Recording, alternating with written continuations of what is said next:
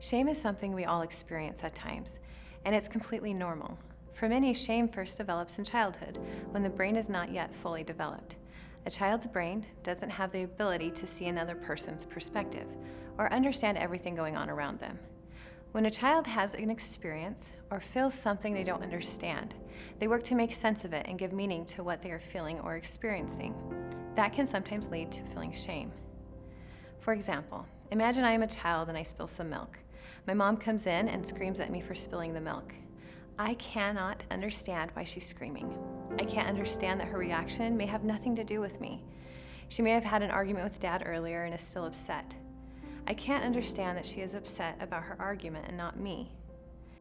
So in an attempt to make sense of her anger and my own feelings, I decide that she must be upset because I'm bad. I mess things up. I make Mom mad. This makes sense to my child mind. I'm a mess up. A deeper level of shame can exist when a child experiences trauma. Child sexual abuse, for example, is difficult to understand even with an adult mind. Imagine a child or teen trying to make sense of it. They don't have the ability to say, this happened because that person has an issue or unresolved trauma. So to make sense of their experience, they believe things like, I deserve this, I'm unlovable, I'm not enough, or this was my fault. None of these thoughts are true. Shame is a negative belief we have about ourselves, and it can impact how we see things, but it is never true. Now, as an adult, you can begin understanding shame and challenge negative thoughts about yourself and change them. It will take time, mindfulness, practice, and self-compassion, but it can be done.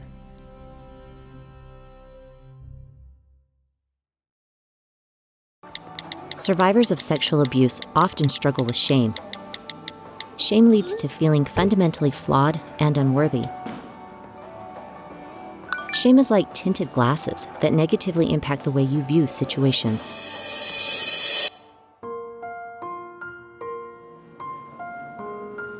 I wouldn't want to hang out with me either.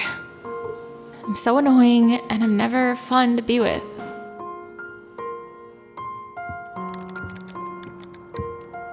Hey Liz, hey, I have some feedback for you from your last report. Do you know which one I'm talking about? You had I knew that report was terrible. Last week. I can never get things right. Maybe later on I can... I'll probably get fired. Go over those reports.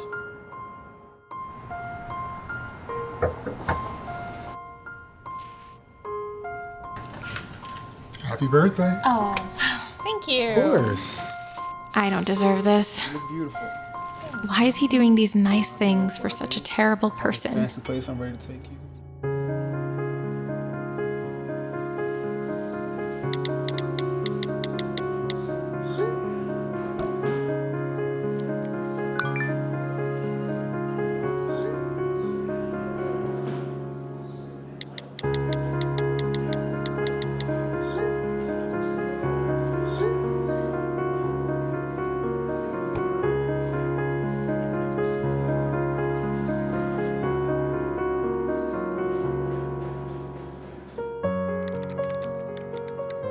Hey Liz, hey, I wanted to talk to you about your report from last week. Oh, that would be great. Actually, I had some questions about it. You know which one I'm talking about? You had 3. The first one we talked about, I Yeah, think, I in the think meeting? so. Great. Happy birthday. Hey, thank you. Oh my gosh, so beautiful. Oh, you look beautiful. Oh, thank you. Yeah. Thanks. You all ready for our date? Yeah, let me just get my coat. All right.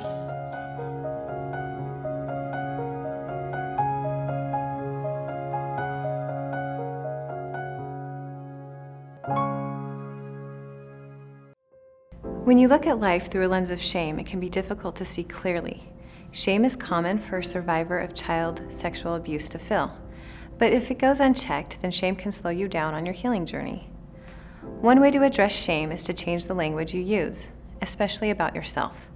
When you're experiencing negative self-talk or recognize that you're looking at a situation through a lens of shame, it can help to change your language.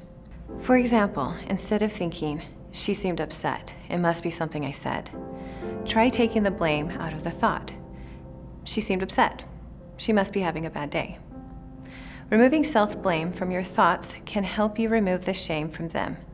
Another way to do this is by taking the I out of the equation and looking at it from a different angle.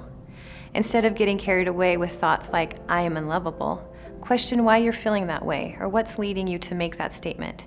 It may be that I am unlovable is coming from a place of feeling misunderstood or frustrated with another person. I am unlovable could really be our communication wasn't very good. Take a minute to practice this idea. Think of an example from the previous video or from your own life. How can you take I out of the thought and remove the shame from it? How can you see the situation more clearly if you remove blame?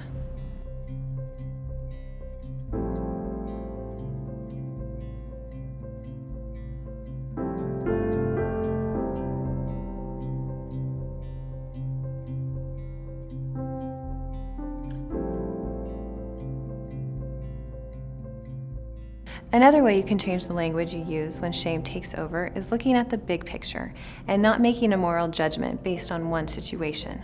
An everyday example of this is doing laundry. When you have to rewash a load or start the dryer over again, you may have the extreme thoughts like, wow, I'm worthless. I can't even get laundry right. That's something that everyone forgets, and it is no way related to your worth. That's the shame talking. Think back to the earlier video when the boyfriend brought her flowers. Instead of taking the opportunity to appreciate thoughtfulness, the shame lens clouded her thoughts and made her feel undeserving. How many times have you felt undeserving of something because of shame? And how can you remove that shame lens when it does happen? The answer is self-compassion. Self-compassion is actively loving and valuing yourself for who you are right now. Sometimes it's easier to show compassion to others than to give it to ourselves. That's why a good place to start with self-compassion is seeing it from another perspective. The next time a shame-based thought comes into your mind, like thinking you don't deserve the flowers, imagine what you would say to a friend if they said that about themselves. You would probably tell them that they are amazing and absolutely deserve flowers from someone who loves them. By looking at it that way, you may realize how you can be kinder to yourself and give yourself the self-compassion you deserve.